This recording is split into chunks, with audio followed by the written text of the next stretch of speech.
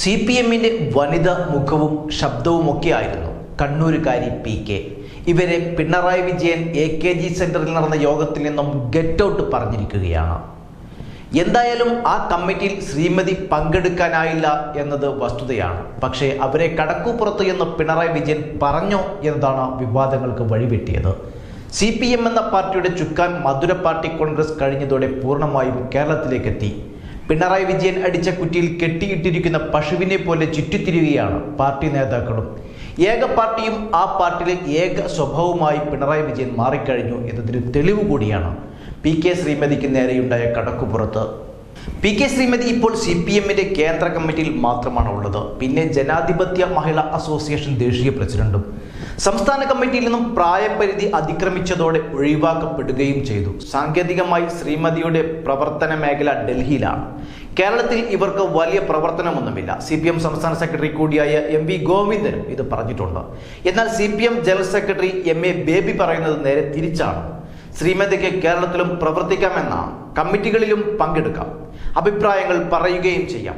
എന്നാൽ ഇതൊക്കെയാണെങ്കിലും ശ്രീമതി ടീച്ചർ പറഞ്ഞിരിക്കുന്നത് പാർട്ടിയിൽ ആശയക്കുഴപ്പം ഉണ്ടെന്ന് കാണിക്കാൻ മാധ്യമങ്ങൾ പടച്ചുവിട്ട വാർത്തയാണെന്നാണ്. ആശയക്കുഴപ്പവും ആശയദാരിദ്ര്യവും ഒഴിവാക്കലും വെട്ടിമാറ്റലും മാറ്റി നിർത്തലുമൊക്കെ നടത്തുന്നത് മാധ്യമങ്ങളാണ് എന്നാണ് PK ശ്രീമതിയും പാർട്ടി നേതാക്കളുമെല്ലാം പറയുന്നത്. ഉൾപാർട്ടി ജനാധിപത്യം നടക്കുന്ന കമ്മിറ്റികൾക്കുള്ളിൽ എന്താണ് നടക്കുന്നതെന്ന് അതിൽ പങ്കെടുക്കുന്നവർക്കല്ലേ അറിയൂ എന്നത് ആർക്കും മനസ്സിലാകുന്ന കാര്യങ്ങളാണ്.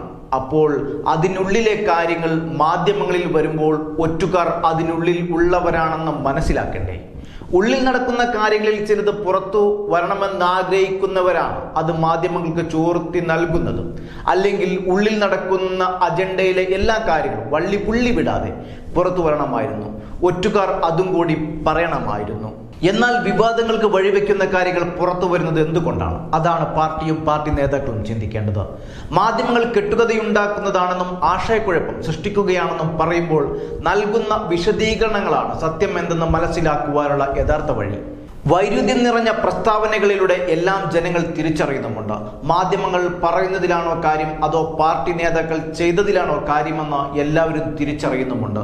എന്തായാലും PK ശ്രീമതിയെ കമ്മിറ്റിയിൽ പങ്കെടുക്കുവാൻ അനുവദിച്ചില്ല എന്ന കാര്യം പുറത്തു വന്നിട്ടുണ്ട്. അതായത് ശ്രീമതിയെ ഡൽഹിയിലേക്ക് ഒതുക്കിയെന്ന് സാരം.